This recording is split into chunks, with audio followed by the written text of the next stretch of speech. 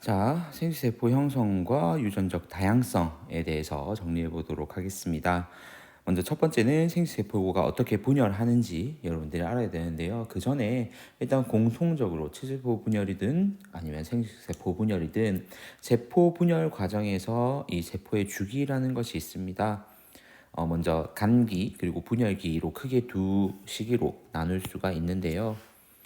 자, 이 관계는 분열기와 분열기 사이라는 의미이고 분열을 준비하는 시기다라고 여러분들 기억하면 좋을 것 같아요. 자, 이 관계를 또 다시 또 세부적으로 세 개의 단계로 나눌 건데요. 먼저 첫 번째, 자, 우리가 이 간기에 준비하는 건 세포 분열을 준비를 한다 했잖아요. 그러면 분열할 준비를 해야 되는데 분열을 하기 위해서는 일단 덩치가 좀 커져야 됩니다. 그래서 세포 구성 물질들을 합성하고 세포 소기관 수가 증가하면서 세포가 활발하게 생장하는 구간을 우리는 지원기라고 얘기합니다. 자, G1기라고 표시했다는 건 G2가 있다는 얘기겠죠. 자, 그런데 일단 두 번째 시기를 보면요. DNA가 복제되어 DNA 양이 2배로 증가하는 시기라고 얘기를 하죠. 그래서 DNA를 복제하는 시기를 우리는 S기라고 얘기합니다. 자, 그러면 마지막 한 군데가 바로 앞서 얘기했던 것처럼 G1에 이어서 G2기가 될 겁니다. 방추사를 구성하는 단백질이 합성되어서 세포 분열을 준비하는 시기인데요. 이 방추사가 나중에 세포 분열 과정에서 염색체들을 양쪽으로 이끌어가는 역할을 할 거기 때문에 이때 분열을 준비하는 물질들이 합성된다라고 기억을 하면 됩니다.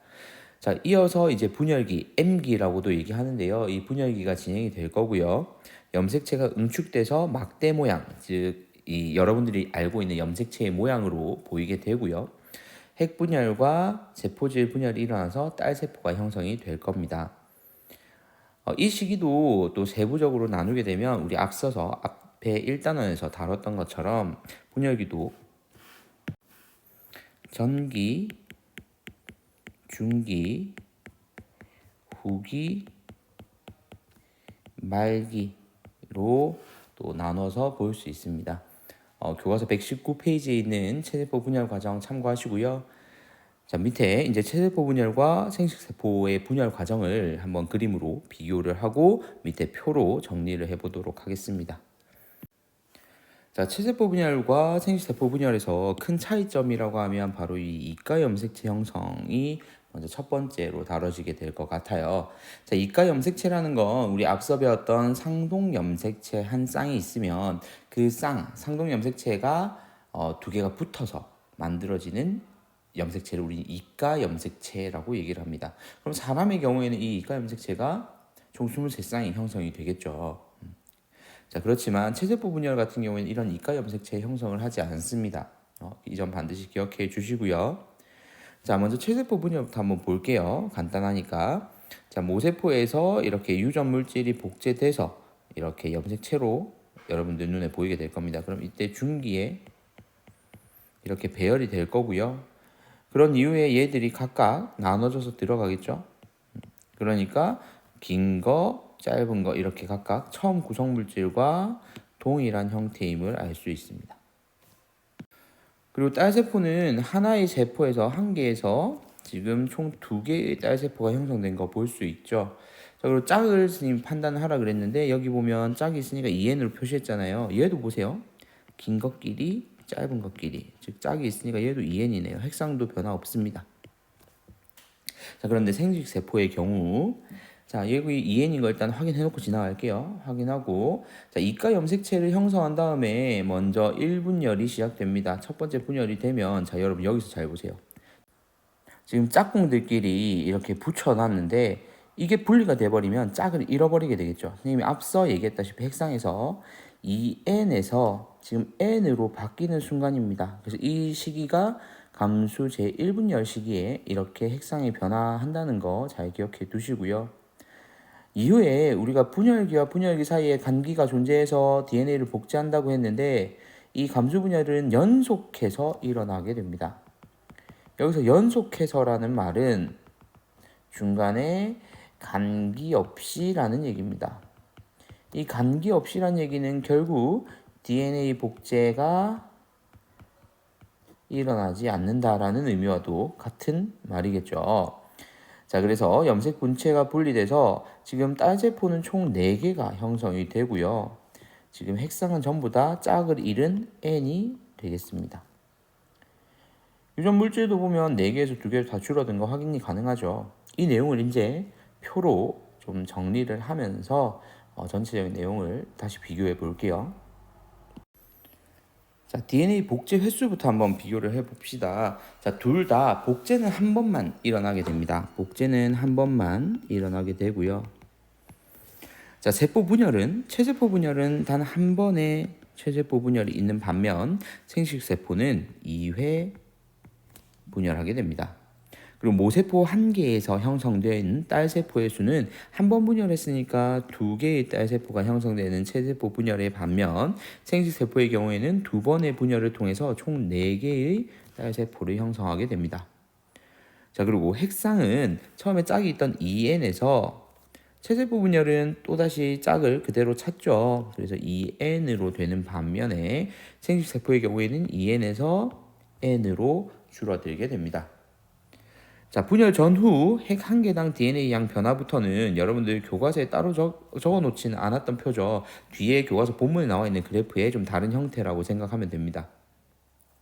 자, 핵 1개당 DNA 상대량을 비교를 했을 때 처음에 2로 시작을 하네요. 우리 교과서에서는 아마 1로 시작을 했던 걸로 기억을 합니다. 자, 2로 시작했는데 지원기에서 자, 여기 구분돼 있죠? 시기 S기가 되면 DNA 복제라면서 증가하게 됩니다. 증가하고요. G2기 때 이 증가된 양이 유지가 됩니다. 그런 다음 전기, 중기, 후기에 계속 분열이 일어나고요. 최종적으로 말기가 되면 핵이 2개로 분열이 되면서 세포질 분열까지 일어나서 처음 원래 상태인 다시 상대량 2로 돌아가게 되는 겁니다. 그래서 처음과 분열 후가 동일하죠. 자, 그에 비해서 생식세포 분열의 경우에는 자 2에서 출발해서 증가하고 유지되고 떨어지는 것까지 동일합니다. 그런데 이 이후에 간기가 별도로 주어지지 않은 채 연속으로 분열만 이루어지기 때문에 이 상태에서 절반으로 줄어드는 상황이 되겠죠. 그래서 처음의 양보다 절반으로 줄어든 양이 형성됩니다. 자, 특징을 비교해 볼게요. 먼저 체세포 분열은요, 모세포와 딸세포의 핵상 EN으로 동일하고요. 염색체 구성도 같습니다.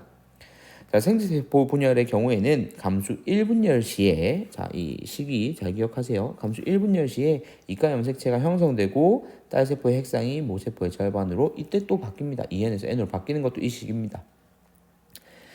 자, 이 체세포 분열의 의의는요, 발생과 생장, 재생을 의미하고요. 단세포 생물의 경우에는 생식으로도 해석이 될 수 있겠죠.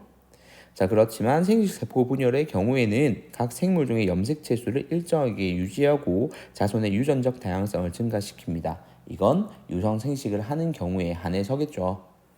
자, 다음 페이지로 넘어가 볼게요. 자, 상동 염색체의 무작위적인 분리와 생식세포의 무작위 수정, 이 타이틀을 좀 잘 기억해 두시기 바랍니다. 이 타이틀이 지금 배우는 유전적 다양성이 만들어지는 원인이니까요. 먼저 무작위적인 분리부터 봅시다.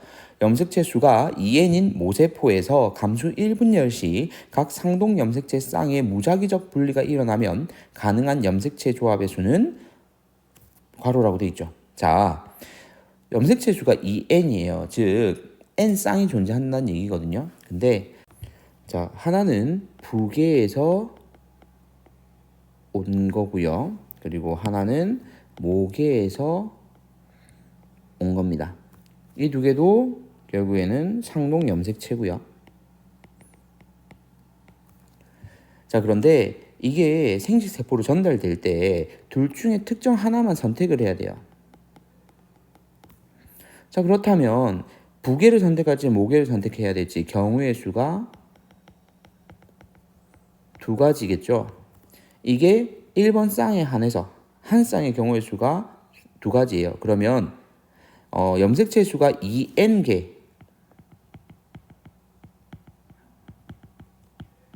라는 얘기는 총 염색체 쌍이 n 쌍이 존재한다는 얘기죠.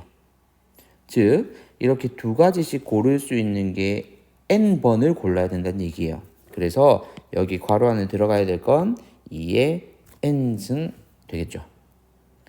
그래서 사람으로 예시를 들면 사람은 23쌍의 상동 염색체를 가지고 있기 때문에 얘들이 무작위적으로 분리가 일어나면 1번 두 가지, 2번 두 가지, 3번 두 가지 해서 마지막 성염색체 두 가지 경우까지 총 2의 23승 가지의 생식세포가 만들어질 수 있는 거죠. 자, 이어서 생식세포의 무작위 수정을 보면은 자, 암수 생식세포는 방금 위에서 말했던 것처럼 무작위적으로 이제 분리가 돼서 만들어졌을 거 아니에요. 얘들이 수정이 이루어집니다. 사람으로 치면 정자하고 난자가 만나서 수정이 이루어지게 되겠죠. 그러면 이 2의 23승의 경우의 수를 뚫고 만들어진 정자와 2의 24승의 경우의 수를 뚫고 만들어진 난자가 만나서 수정이 이루어집니다. 그러면 2의 46승이 되겠죠. 즉 사람은 23쌍의 상동 염색체가 있으므로 정자와 난자의 수정에 의해 생길 수 있는 수정란의 종류는 2의 23승 곱하기 2의 23승이니까 2의 46승이 되겠죠. 자, 이런 유전적 다양성이 증가하면 무엇이 좋으냐? 자, 밑에서 한번 볼게요. 생물 집단에서 개체들의 유전자 조합이 다양하면 환경이 변했을 때 적응하여 살아남을 수 있는 개체가 존재할 수 있는 가능성이 높은 거죠. 집단의 유전적 다양성은 생물이 환경에 적응하고 종을 유지하면서 진화하는 데 굉장히 중요한 역할을 하기 때문에 이 유전적 다양성이 굉장히 중요하고 무성생식에 비해서 유성생식이 이 진화 과정에서 유리한 점이 바로 이런 점에서는 유리하다라는 거 기억을 해주시기 바랍니다. 이건 여러분들 통합과학에서 배웠던 항생제 내성균 적용됐던 내용과 이어서 생각하면 좀 더 쉽게 이해가 될 거라고 생각을 해요. 자, 이제 문제를 풀어보도록 하겠습니다.